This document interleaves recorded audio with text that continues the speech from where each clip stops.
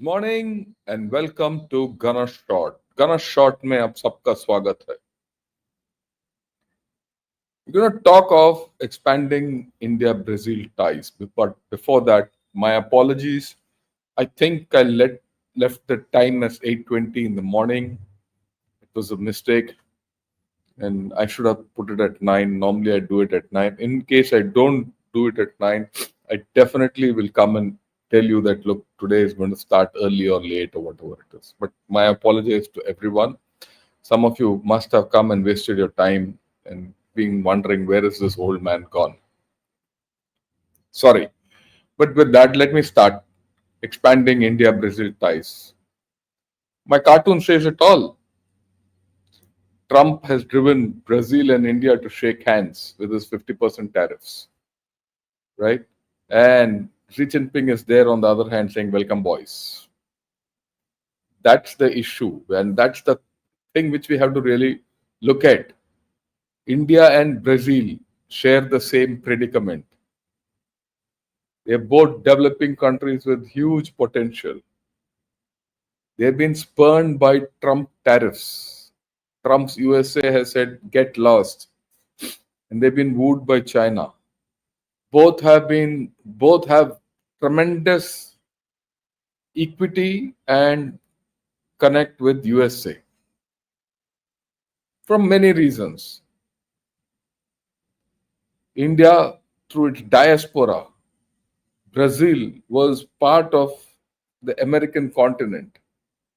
And USA felt that was the Latin America was its backyard and Brazil was its anchor in that Latin America. Both have been spurned. Huge nations. Brazil and India, both amongst the top 10 economies of the world. They're on the verge of, I wouldn't say getting into China, but, well, something's happening, we'll discuss it. Between India and Brazil, I think there's a new understanding. That's what I felt. When our Prime Minister went to Brazil last month, as part of the BRICS meeting, followed it by a state visit. In fact, it was that BRICS meeting and the state visit, which prompted Xi Jinping not to go for the BRICS meeting. He felt, look, India is getting a state visit and Xi Jinping is not. Very significant move happened. Probably both the leaders saw the writing on the wall. Both, you'll see as we go along, the level is low and the scope is huge. The scope for expansion of bilateral ties are huge. Both are willing to do so. But how far can they go?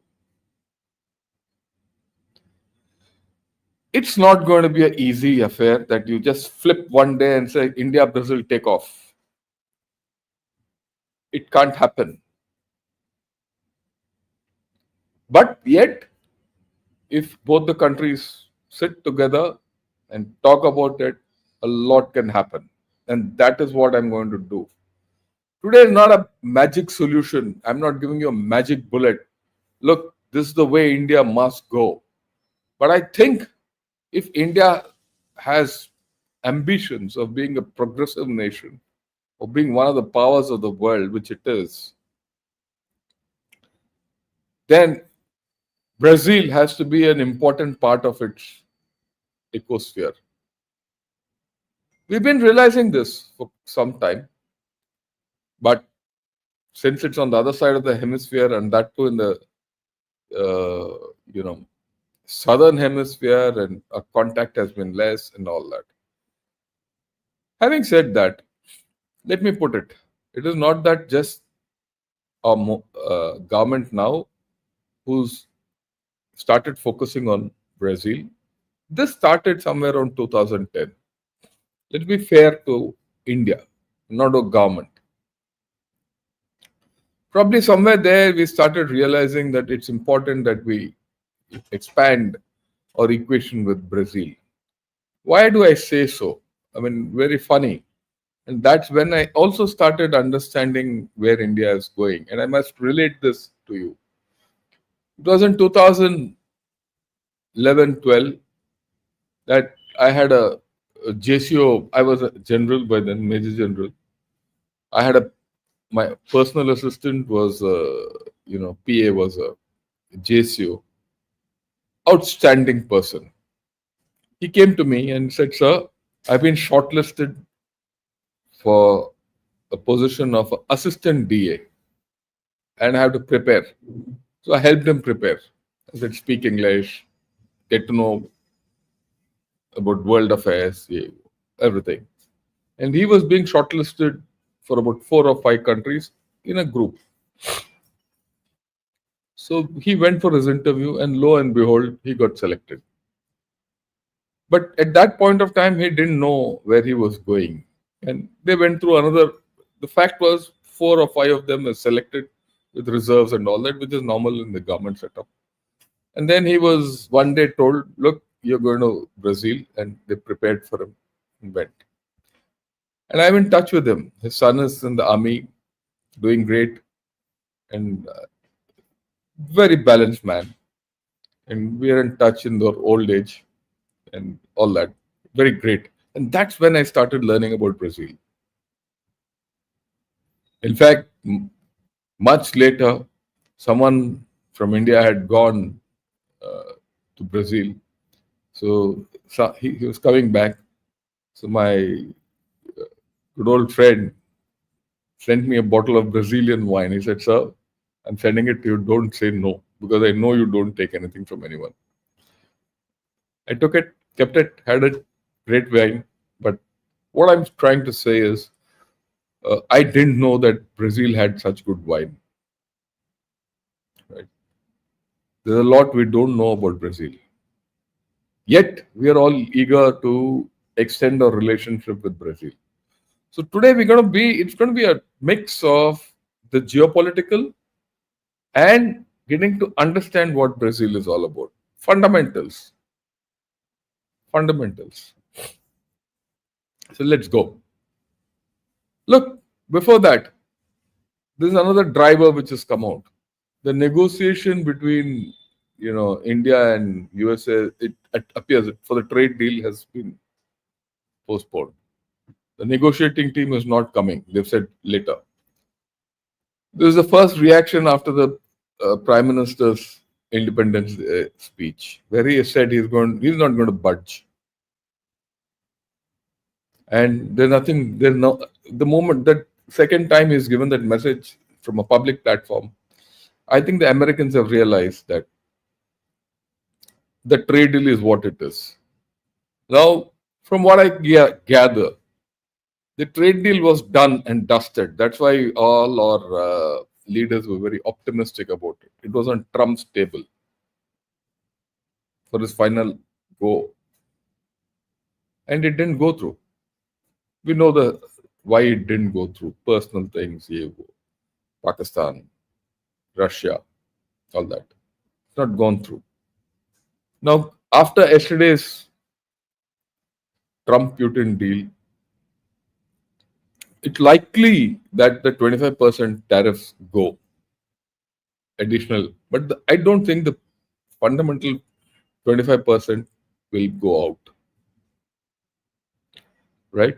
That's the way I look at it, because of this development where they said the trade deal is not off. If the trade deal had come through, then there was chance that it reduces.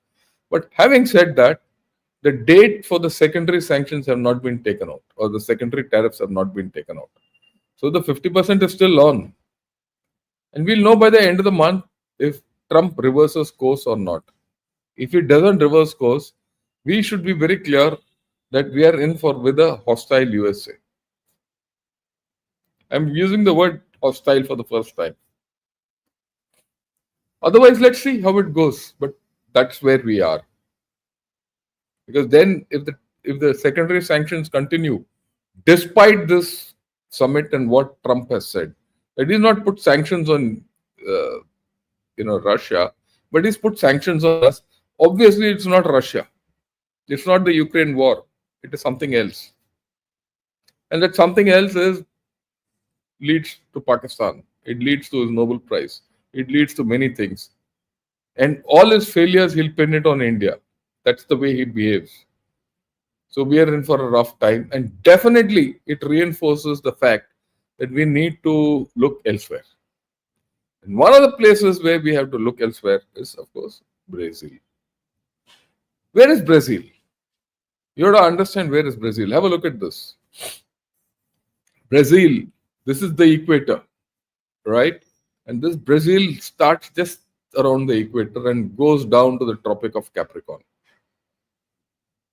It's in the southern hemisphere. It's a tropical country, much like our country. Tropical. Because we go over the tropics, the Tropic of Cancer, but they are in the Tropic of Capricorn. So if you really look at it, when it's summer here, it's winter there, and when it's winter there, it's summer here. So there's a 180-degree phase shift which is required when you want to understand Brazil.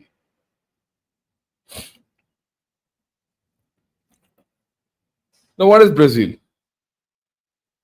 It's a constitutional republic, much like ours. Okay, it's a federal system of governance. It has its executive, judiciary, legislative. It's like any modern democracy. Brasilia is the capital. It's the only country in South America where Portuguese is the official language. It's the official language, Portuguese. So you have some kind of a Portugal connect because the Portuguese came to India also. Right? It has a huge Japanese diaspora, and most of them are at Sao Paulo. And this is something interesting because can you develop a trilateral between Japan, Brazil, and India? We have to be imaginative because Trump has left nothing to imagination with us. So we have to be imaginative on our own. And how many know that this diamond, yellow diamond, which is there in the Brazil flag, that's why I put this, represents gold. Brazil has huge gold reserves. Okay, so that's the yellow triangle there. So I didn't know. I mean, I knew it. I mean, I had read about it, but it just went out of my mind. But I thought I'll put it across to all of you. It's the biggest country by far in South America. It dwarfs all other countries. Right? The next biggest country is probably Argentina, with which we have open dialogue. And that's one part of the continent, or rather the American continent, which we have not had great relations. I won't say great relations, we have not explored. Long back when I was doing the high command course, I did ask a strategist. He gave India's worldview, covered Europe, EU. We have not spoken of South America. That's an entire continent which you have not touched. They gave a wishy-washy answer at that time. I was not happy then. But now that reality has come that we need to go there. We had good equation with Africa. We had good equation with Europe, North America. But what about South America? So now there's a phase in India's geopolitical outlook which is happening. We have now reached out to Brazil. We've reached out to Argentina in a big manner. We're also reaching out to Chile. So there's a phase shift. And we're going to be against a lot of opposition here. When I say opposition, I wouldn't say opposition, a lot of competition.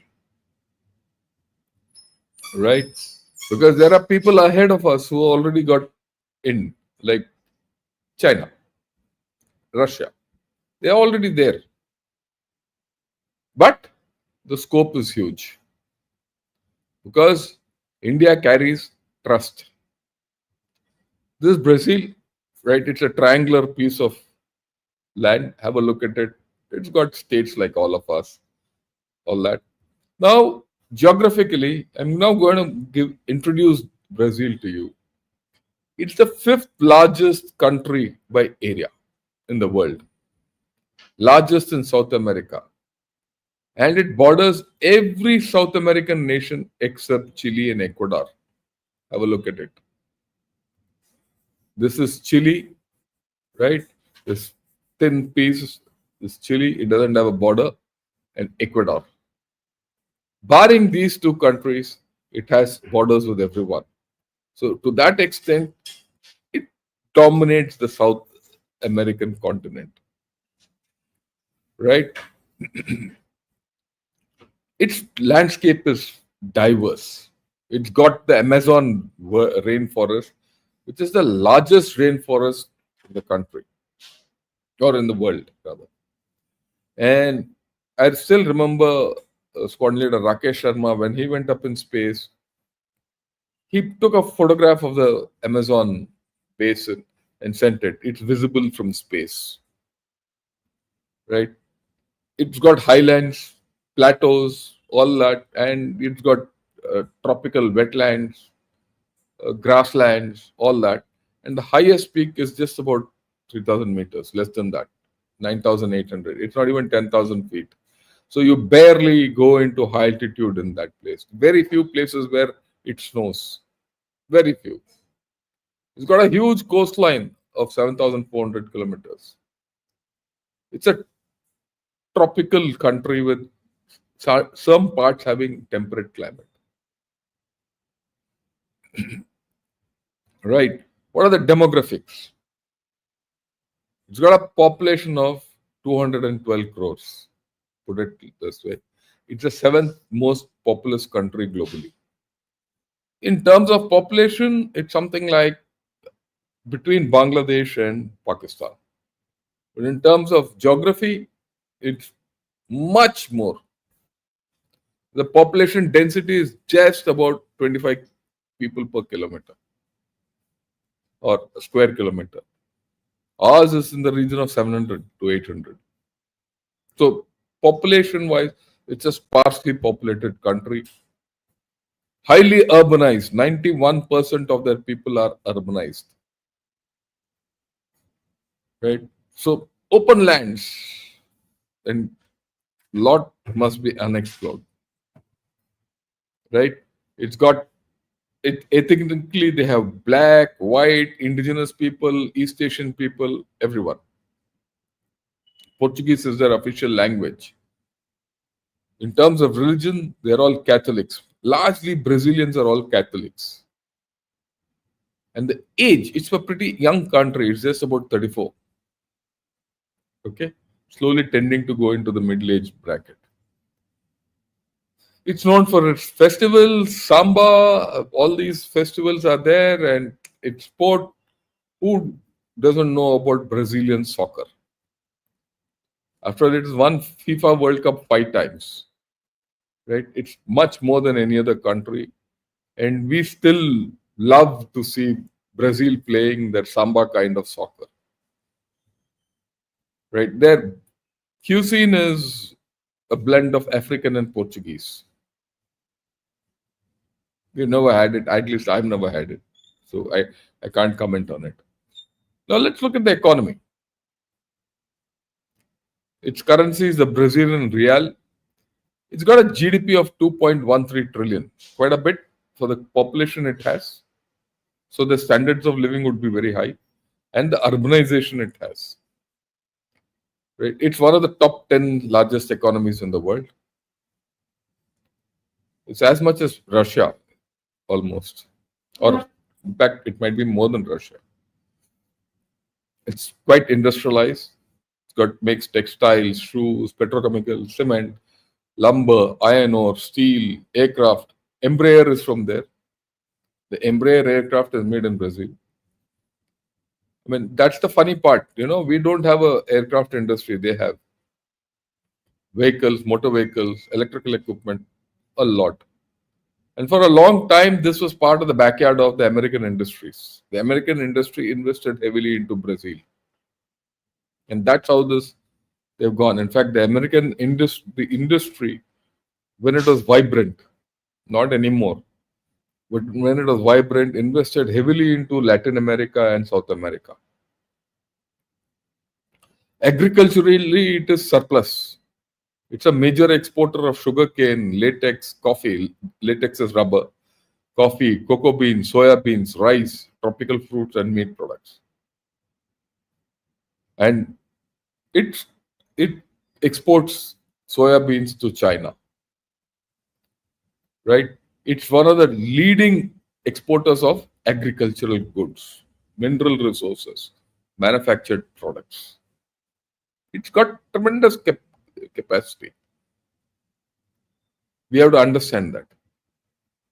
Look, let's now get to India and Brazil. Important. Recently, like I said, our relations started going up, but they were there. Now, with our Prime Minister going, this is the first time a Prime Minister went there in 57 years. 57 years back, our Prime Minister then went. Things have changed. Things have changed drastically. We went as part of a state visit, signed a strategic partnership with them, and many things are now flowing. Why? BRICS Connect. Trump has driven both of us together, and things like that. The potential is there, but we need to convert it into reality. And if you see the way things are going, I mean, one has to understand, why has Trump put 50% tariff on Brazil? 25% is what he put in his own way, like very much like India. On Brazil, he put another 25% because the previous president, Bolsonaro, he's been put under house arrest. Today only he's been released from house arrest to go for a medical checkup. Because there's a judicial process going on. And the judge refused, the Supreme Court judge refused to bend to Trump's dictates. And so he sanctioned that judge, that Supreme Court judge, or the Chief Justice, who said, I'm not going to USA, I don't have anything to do with USA, I'll be happy if you sanction me, but I'm not going to budge.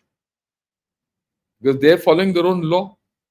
He feels that, Bolsonaro, being his pal, friend, should be saved, not be given any this thing. So virtually, Trump has interfered in Brazil's internal affair. And this 25% is on top of that. As a result, the people of Brazil today think differently. But this is a conflict they'll have. Because a lot of connect with Brazil is with USA.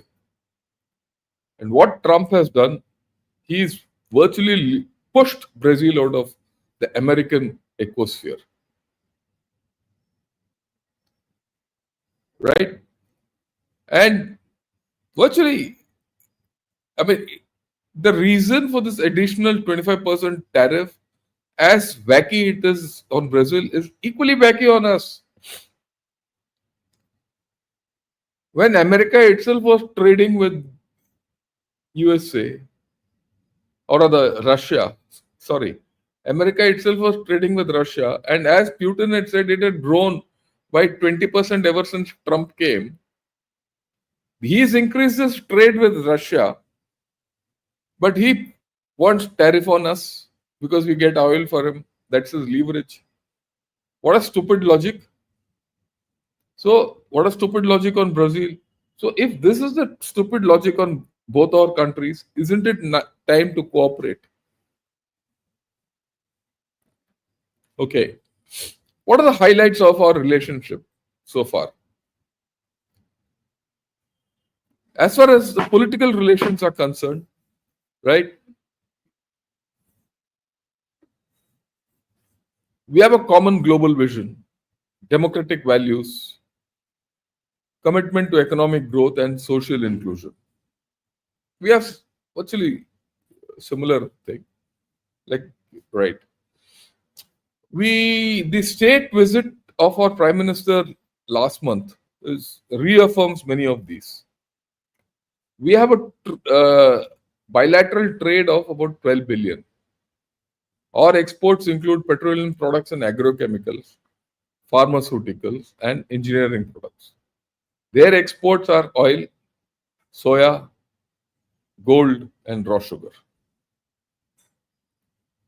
So we are complementary to a large extent. The target which we have set is $20 billion in the next 5 years. But can you increase it is the question now with the changed set of circumstances.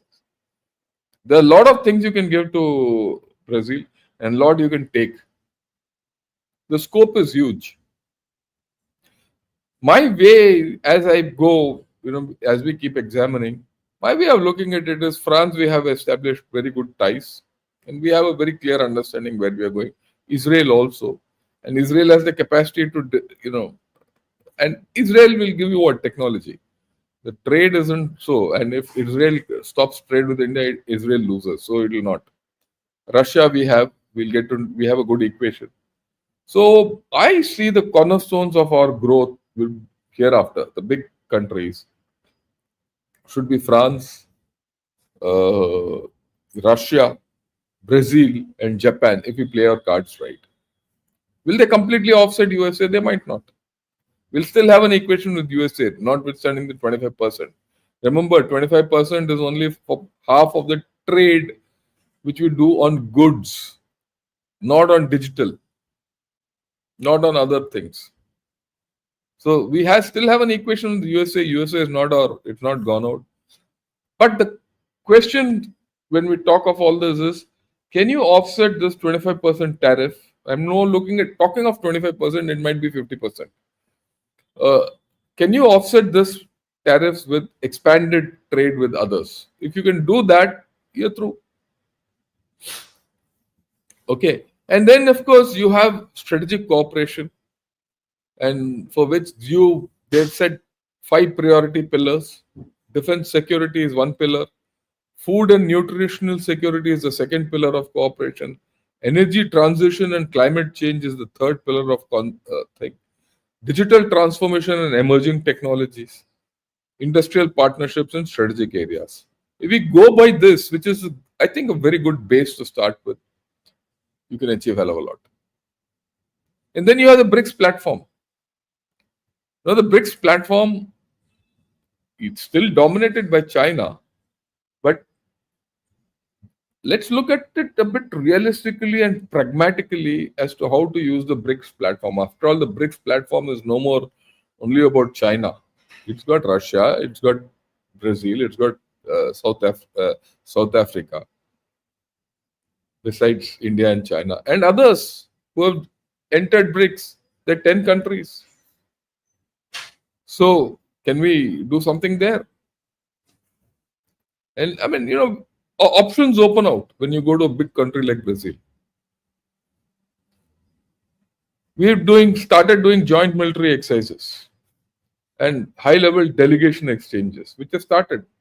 Exercises might be small, right? Our security concerns and their security concerns are different. Way back in 2012-13, I remembered having an exchange with their artillery chief. And their thinking was completely different from ours. Quite logical, because they were looking at their threat perceptions. We were looking at our threat perceptions. Well, we need to understand this more. You need to connect the defense industries. And that they have come. They've said Brazil is one of the countries which said, give us BrahMos, give us Akash, and more. So that is something which we have to increase. Defense connect. Whether you like it or not, you see, so far, a country like Brazil was interested in going to USA and buying and things like that. Largely USA. Some might think they might go to China, but that will come to China. So now that will change, because India gives Brazil better options. And Brazil is no more bound with USA. And Brazil is very smart. It knows how Chinese weapons function. So there's an opening there. Okay, energy and climate change. Cooperation is growing. We have a lot to give them. We have a lot to take from them. Digital transformation is something which we can expand. Your UPI, data protection, 5G, AI, supercomputing. Use USA only in this leverage. After all, digitally USA and India are still connected. It's transactional. So let's be transactional. Okay. Agriculture, agricultural research. Then, of course, combating terrorism, crime, all these things, IPR, space, people to people contact, increase flights. Because I remember 8, 9 years back when a group wanted to go to Brazil, you have to go from here to somewhere to USA, USA to Brazil. Can you do direct from here to somewhere and on to Brazil? That people to people connect, if it gets moving, starts multiplying. You don't have to go through USA always. Today you have to. I don't know if new flights have started. Maybe from Europe you can go to Brazil. So you go to France and France to Brazil. There are flights. But can Indian carriers operate on that route? That's the question. Now let's look at the Chinese angle. Why I have brought this? There's a Chinese factory which has been opened. Great Wall Motors has opened a factory in Brazil. The Chinese are already moving into Brazil. In fact, they moved into Brazil. They're not moving in, they moved in long back. Just to put things in perspective politically, Lula, who's the president now, is a left-winger. Before him was Bolsonaro, but before Bolsonaro was this lady called Dilma Rousseff. Dilma Rousseff was almost a communist. Okay. And she was, put charge for corruption and a lot of things and inefficiency. She brought the Brazil economy to its knees and all that. And she was, she was taken out. Although she lost the election to Bolsonaro, who was a right-winger, who did even worse. And now Lula has come. Lula was Dilma Rousseff's, mentor. He's come to, stabilize the economy and the country. And where is Dilma Rousseff? Dilma Rousseff is in China with the BRICS Bank or some financial institution. She's continuing with the whole story. So there are undercurrents we have to understand, right? But there are opportunities also. Competition to hai. So the competition from China will be tough, but the scope is huge. Let's talk of China.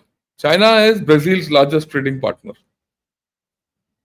They have a trade of $160 billion. Ours is not even 12 billion at this point of time. As I said, the scope is huge. Interestingly, Brazil has a trade surplus of $51 billion with China. Brazil is one of the countries which has a trade surplus with China.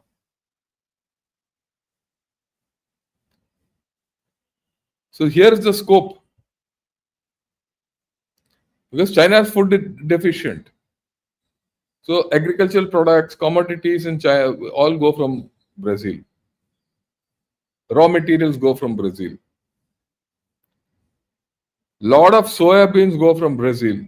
American soybeans was what China was dependent on. China is not taking those part of the tariff thing. So they switched to Brazil. And without soybeans, China can't survive because those soybeans are eaten by pigs whom they eat. So the Chinese need Brazil. And China, of course, will give them manufactured goods. Semiconductors, all the telephones, vehicles, medicines.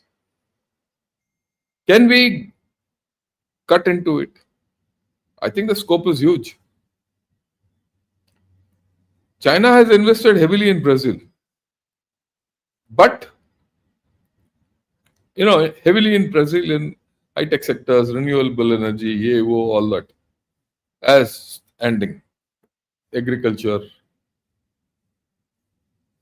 And for a lot of Chinese foreign investment, Brazil is a destination. And again, that's the left connect. Okay.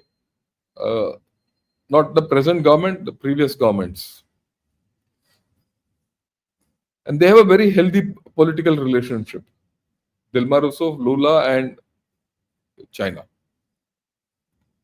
They're looking at multipolar world, EAO, interest in global south and all, but Brazil doesn't have an outward looking thing, that they don't have that great connect which India has with South Africa. Brazil's influence is limited to South America. As much as China sees BRICS as a important platform for going global and Sino-centric world order, Brazil sees BRICS as a platform to not to expand its own influence but to develop itself. And interestingly, in BRICS, Brazil and India share almost the same standpoint. They don't want de-dollarization. They don't want to go into UN. They don't want to go into BRICS currency. Brazil and India still want to be on one end. In fact, it's very surprising. It's very surprising that America has spurned Brazil and China, Brazil and India, which are its friends.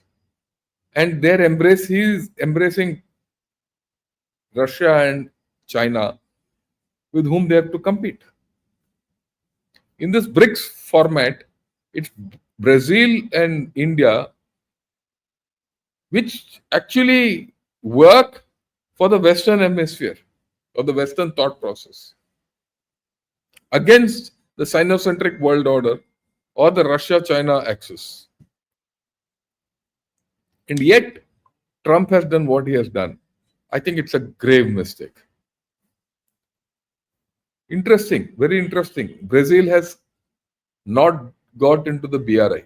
They said, you invest in all, but we are not part of the BRI.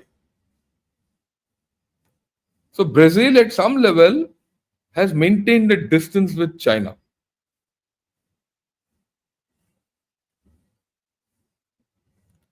It said, okay, you can invest, all that, you do what you want.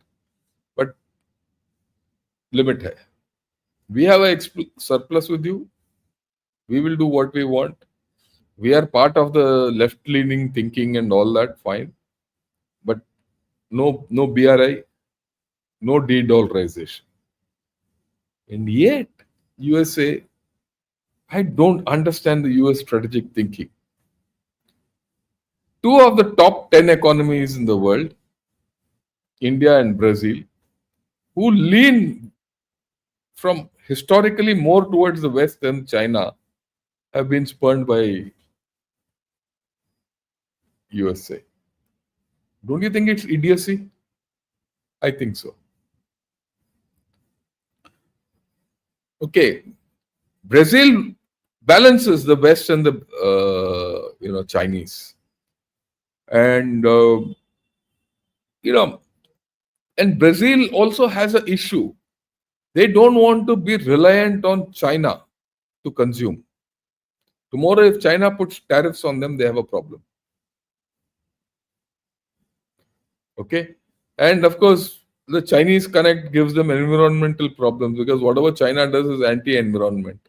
And there's some public opinion which is against China in Brazil. So the people are not for China in Brazil. And this is our opportunity. The people in China don't want to be dependent on China for their exports. They say diversify. Because tomorrow if China does something, their economy will start collapsing. They don't want China to control their country. But they have allowed it. That's a different story. And I've given you that connect. And what I see is the President Lula is maintaining a balance. And his outreach to our Prime Minister is huge. I mean, I think it's huge. Especially the fact that he said, let's have a BRICS meeting. virtual. He's sending, I think, his vice president here to India to talk and increase our trade, everything. And for us to increase our trade with Brazil is also good because it's not controversial. It doesn't go against American principles, nothing. Fine. There are no strategic concerns with dealing with Brazil. There are no strategic friction in this. And the scope is huge. So overall, I think you have seen where we are. And this is what all of you wanted. If you like this video, please press the like button and subscribe to Ganashot. Also join Ganashot as members. And also recommend this video to all your friends. Right? And thank you, those of you who joined in today to listen on. So I've given Japan, I've touched upon Brazil. So let us see how things unfold and we'll take it forward. Of course, a short time I'm going to have a word with John Helmer on Russia. And whatever the Russian view of this deal, and I'll put it out in the evening. And in the evening, I'm going to talk about what is the Chinese view about this deal. People have started writing, which I told you yesterday. So evening, 8 o'clock, when we talk, or maybe 9 o'clock, I'll take a call on it. I will talk about the Chinese view about Trump-Putin deal and where it goes. There are very interesting formulations coming out there.